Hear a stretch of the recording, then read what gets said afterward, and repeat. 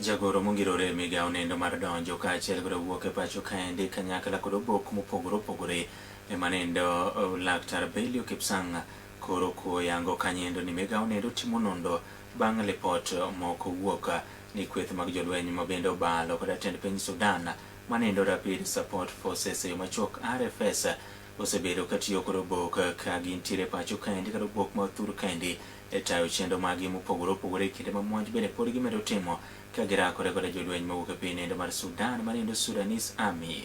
Oyango ni weche makamago iko gi nono matut kendo obok ichiwo bang' timo nondo kaachiel bende kod ng'iyo obok ma jogo eko madwaro obok mopogore opogore biro godo mak mana ni koro yango ni gimedo timo nondo e wi wacho nogo.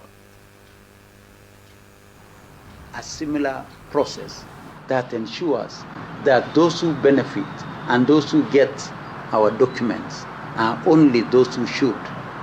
We have reason to protect our passport.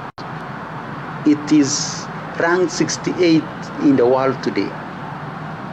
We have almost 69 countries that we go without visas. It is ranked top 10 in Africa. It is the top passport in the region, in the East African region. We have very good reason to jealously protect the integrity of our identification documents, including the passport. And as a country, and as a PS responsible for that particular service in government, we shall go out of our way to ensure that the integrity of our documents are protected.